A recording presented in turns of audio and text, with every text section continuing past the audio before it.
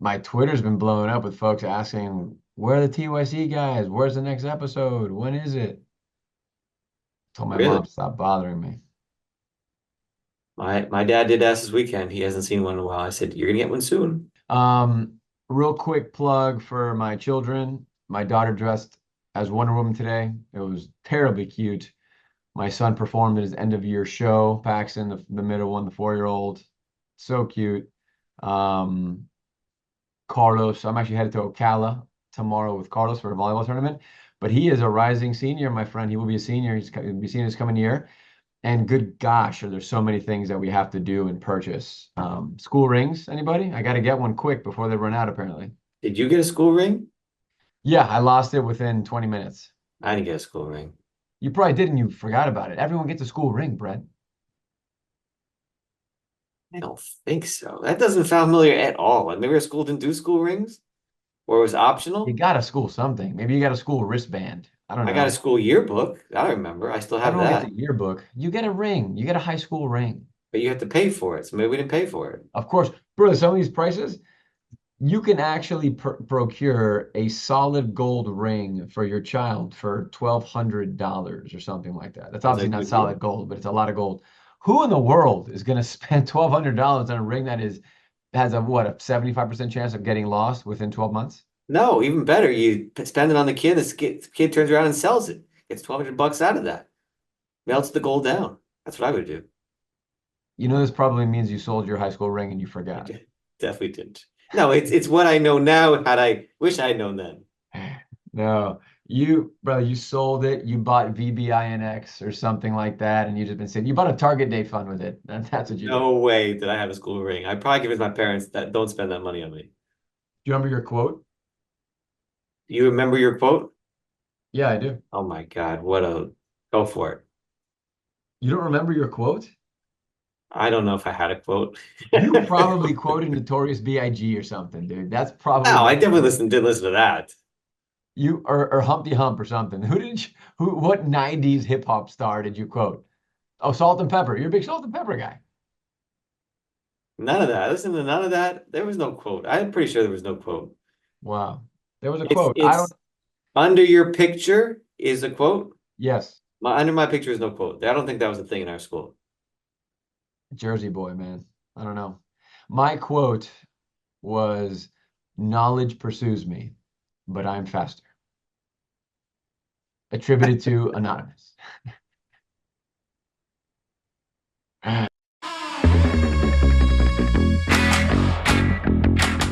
Okay, welcome, ladies and gentlemen, boys and girls, dogs and cats. This is episode 57. It is May 30th. We've been away for a while, busy with other stuff.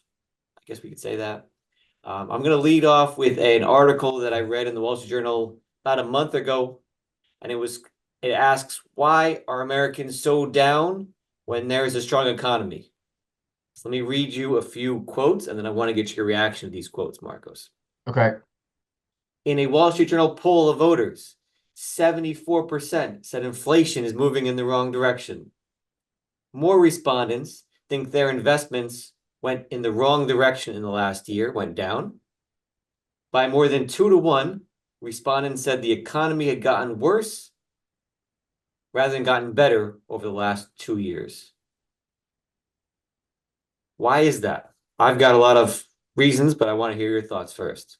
Awesome. So I guess you didn't look at my charts, but I kind of have one of the answers for that. I kind of end with it. So I'm just going to bring it up now because you teed it up perfectly. Number one, it shows how feelings can influence what you think the facts are. And just the facts are that all those things are wrong. Everyone's wrong about that. The market wasn't down. Inflation it's not negative, but it's going in the right direction. You don't want deflation, but that's a topic for another episode. So the reason that I think those things are the case and everyone has a right to their feelings, but not to their facts, that whole thing, is because against home prices and against food prices and against used cars and against gas prices, hourly compensation is not higher than it was 4 years ago. So people are feeling worse. because of that. Yes, even though their wages and salaries have outpaced CPI over the last 3 years. Yeah, I mean, I put together an entire list of different things that are happening that someone should feel really, really bullish about the economy. Low unemployment rate, high, that means that's high confidence, higher spending, high earnings, low inflation, asset prices up across the board, even crypto. Ugh, hate to say it, is at a really high level. Employment growth has been positive, GDP is accelerating, right? Like, I mean, there is something to the effect that some people are feeling poorly about things. So there are some negatives that I included as well as to why someone's maybe not feeling as well. One of them is, to your point, inflation is not as low as we want it to be. Interest rates are not going to come down as fast as we want them to be. But I think most of it has to do with headlines that don't affect the economy. So I put a whole list down in terms of wars, in terms of a fractured political environment, in terms of immigration problem and guns and negative media coverage.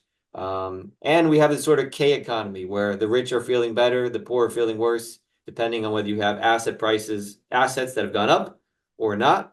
You know, a lot of people don't have 401ks or other savings, so they're not seeing that growth, or houses. But it's sad because the economy is doing quite well. President Biden's getting no credit for whatsoever. The other side is eating it all up. And so you've got the situation where everyone's just like, why is the market going up when things look so bad? Yeah, Bidenomics is a bad thing. I'll never attribute any economic good or bad to a president because I think that's a waste of time entirely. Agreed. Um, yeah, war is bad. An election that I'm actually surprised how little coverage the election has gotten um, through May of this year. Thank God. It just, it's gonna pop, right? Just get ready. Something's gonna happen. I guess because the trial's happening, but either way, that's still around the corner, and that doesn't make anyone feel good because uncertainty doesn't make anyone feel good. We're not gonna get rates where we are. I think it's only a few folks saying it. I think getting no cuts this year is a very, very reasonable outcome. We've talked Folks, about it. It's fine. It's fine. The market's doing just fine. Everyone's locked into low rates before, unless you're a first-time home buyer or trying to buy a new home. And even then, go back 40 years and these rates are perfectly normal. Like, these are not high rates. If you're in your 30s, these are high rates to you. For everybody else, they're not. yeah, the problem is even for the folks who've lived beyond 2020, 2010 and 2005 and the early 2000s, you're still a prisoner of the moment and you still remember that 3% mortgage or that sub 15% credit card bill. Again, hopefully you're not carrying credit card debt, but that's again another different story. Um, I think we should. I see you have a chart here for ARK. I think we should leave that little sweet tooth for a cherry at the top at the end, and we should jump into my next chart because I think this all flows perfectly into one beautiful little story. Is Okay. that fine with you? Sure. So look at the pretty colors in this U.S. consumer debt chart. To your point of the headlines, loving just, okay, what's the most negative, earth-defying figure that I can let people know? How about credit card debt has never been higher, and it has now climbed to 17.3 trillion across mortgages, HELOCs, auto loans, credit cards, student loans, and other. Maybe that's Bitcoin loans. That is what we call clickbait, right? You put a headline up that on there, and everyone's going to click on that article. I know it's and again it's delivered with no context. And if there is context, it's in the eighth paragraph of the article, and most people don't get past the headline, and then the rest of the folks don't get past the first paragraph. So let's, Brett, if you don't mind, provide a little bit of context in the form of charts to this record-setting consumer debt number. And again, why does it matter? Because consumer spending is over 70% of our economy, so that's important. The question is, all that cash that was floated to us, do we still have cash, or are we just funding all the spending with credit card debt? The answer is probably both, right? So let's just frame the 17.3 trillion. And I'm not going to spend much time with the charts for the listener out there.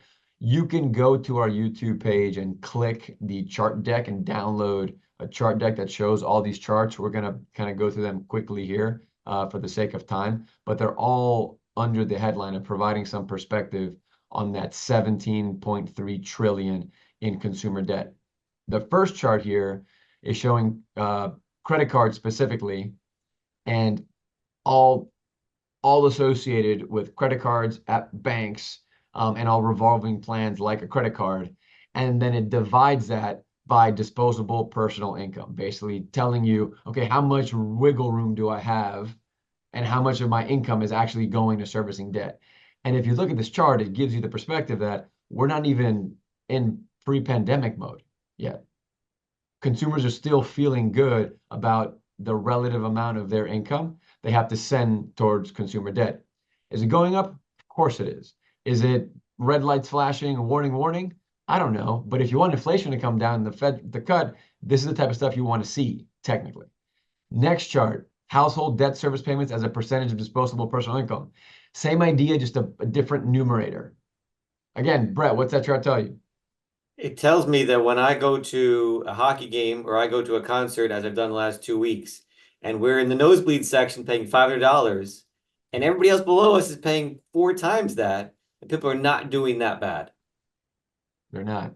And maybe 20% of them are putting it on a credit card and the rest aren't. So And again, I'm not saying nobody is, so I don't want people to think that I'm, not thinking about any, I'm saying this applies to everybody. But for the most part, we're looking at totality of the country as a whole. the context matters. Directionally, this is what the Fed wants. So if you want rate cuts, you need to see this direction. But it's nowhere near panic mode. This next chart, total balance by delinquency status, right? So what do you really care about? The folks who are severely derogatory. Yes, you can see a trend on those red little bars down there. After trending down through the first quarter, really through all of 2023, you've now seen a slight trend upwards in the folks that are severely derogatory. Got it. Okay, so a trend's starting, but a trend doesn't mean you're going to fall off a cliff tomorrow. Next chart, transition into serious delinquency by loan type. Yes, the credit card debt has gone up a ton. You see it there. But look across all different loan types. It was also coming from every number you have in these charts came from record low numbers in these charts. Yes. I know they don't go back 40 years, but at least for these charts that go back 10 or 15 years, you've got record low numbers that it's starting out for. Of course, it's going to go up a little bit. Exactly. I hope it doesn't go up more than that, but for now, a little bit is still healthy. The trend is there for what it is. It's a trend until it isn't. And again, if I'm Jay Powell, if I'm Jerry Powell, this is what I'm looking at. I'm saying, okay, things are cooling. That's what you have to have. And then the last chart that I alluded to earlier is the difference, I guess I should say the growth in wages and salaries charted up against the CPI over the last 3 years. Wages are up. Everyone's getting paid more. We're feeling it in our business. We're happy that everyone's making more money. Hopefully businesses are also earning more money. But the fact is folks are getting paid more and it's outpacing inflation. The problem with that, and it's reflected in this last series of 4 charts, is that wages when compared to home prices, food prices, used cars, and gas prices are not up. And those are things that people care about more, can feel more readily, because when you buy a banana for $5 or an avocado for $10, it feels ridiculous. Well, yeah, we talked about before the episode, probably won't air, but popcorn now, a small popcorn is $10. And I would go to there and say, outrageous. I'm not going to pay $10 for popcorn. People are obviously doing it, number one, but I would not want to go back to 10 years ago when popcorn was half that and my income was far less than half of that, right? I mean, I'm in a better off, most of us in a better off position than we are today, even with higher prices than where they were before. And the reality is, as you said before, inflation has cooled, but we're not going to see 2009 prices again. Like never is prices going down unless you have a depression. That's not a good situation. So prices only go up by 2 or 3%. Yes, it's on top of the 10% they went up a couple of years ago. And that's why people are feeling a little poor. But in reality, that most of them are in a better situation than they are today. Yep. Look at the balance sheets. It stinks to have your groceries go up a ton. I just spent $80 pumping gas, and that was $60 not that long ago. So it feels crappy, but everyone's making more money. The one thing I'll say, what's interesting, this is not a chart that I have. Zillow, for the first time that I can ever remember, I went to update the value of a client's home using Zillow, and the value was lower.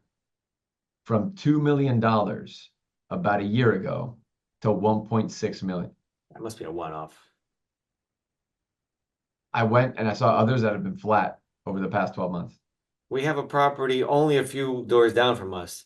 That's the same square footage as us, and they're asking double what I think our property is worth, and it's under contract. So like, It's under contract. All right. Well, under contract doesn't mean a damn thing, as a lot of us know. It's very sad, but it's true. And you're a negative Nancy. Your house is more beautiful and better than what you're going to give it credit for. no, Okay. my point is that's your one-off. I don't think tells a story of where housing prices are, unless you're talking about some. Sorry, I shared an anecdote. It's the first time I've seen it, so I thought the listener might appreciate it. No, Jeez. that doesn't help. Just like my story doesn't help somebody who sees their house price go down 50% over the last 5 years. Yeah, exactly. Make fun of my story and then just rebut with the exact same crappy story. If this person lives in Flint, Michigan, or somewhere else, yeah, I can see why that's happening. What do you have against Michigan, buddy? Huh? They had a Don't big do water that. crisis. That's all. So Just talk about Kathy Wood. yeah, so everyone should feel happy unless you're a Kathy Wood um, disciple, unless you think she's God, unless you invested money with her, because this was all the rage 4 years ago, and now she's come off of her cloud and she's just as normal as the rest of us. So if you don't know Kathy Wood, she has some ARK funds that were started a few years ago. In 2020, she became a superstar. $20 billion were funneled into her funds of new investor money. The funds peaked at $59 billion in assets under management in 2021. It became the largest active ETF fund out there. Okay. Fast forward to today, where do they stand? $11 billion. Ouch. What happened? Besides the fact that investors have been shaking money out, like there's a sale in the markets and stuff. Her fund has been getting pounded from performance standpoint. The market has done very well this year. Her fund is down about 16% year to date. Not so good. Why is that? Well, if you didn't know, Mr. and Mrs. Investor, she only has about 7 funds that attribute half of her fund. 7 stocks make up half of her fund. The biggest stock, Tesla, is down 40% year to date. The stock is trading at $144. Entertain us, Marcos. So the stock is trading $144. What do you think Kathy Wood's price target on Tesla is? It's trading at 144. This is as of the article that I read. Yeah, and her price target for Tesla, God, I want to say a number to the moon. That's $500. $2,000 is her Yeah, price there you go. target. Yeah. So this is what happens when you put all your eggs in a few different baskets and you're not diversified and everyone thinks you're a genius, and in reality, maybe there's some luck involved. The point of the whole article, and there's now a few more articles being written about it, ARK funds have destroyed more wealth than any other asset manager over the previous decade. I remember Janus funds. I remember lots of other tech funds that happened in 2000. Same story. They went up, they went down, and most investors got in up here and got out down here. Yeah, and they just don't recover. That's unfortunate. I think I kind of stopped following Kathy a while back. And our hearts go out to Kathy. She's a person. I'm sure she's wrestling with an internal battle of what the hell's going on. Nvidia. If you didn't own Nvidia, which I don't know if Kathy owns Nvidia, she sold it before Jensen Wang decided to go crazy and be the most profitable company in a long time. So that's unfortunate that she didn't get to participate in Nvidia. What does it show us again? Active investing rarely wins over time. I know, but when it does, man. Slow and steady, tortoise in the hare. But it's so boring, Brett. It's boring. It's boring. Good. Go out and watch your kids dress up all day and then stick to the boring investing. I know. Okay, everyone's making more money. Don't buy ARK probably. Well, maybe now could pick it up for pennies on the dollar, but But dude, I said that in jest, tongue in cheek. I was on the investment committee. I mentioned ARK is a great satellite play, great opportunity play. This was before you got chopped by 75% again. So this is 2 years ago, a year and a half ago, something like that. And you just got chopped again. luck. Not talent? Ouch. Ouch. That's where I'm going. Boring is better. BH, it's great to be back. Okay. Thank you to our listeners. We'll see you soon.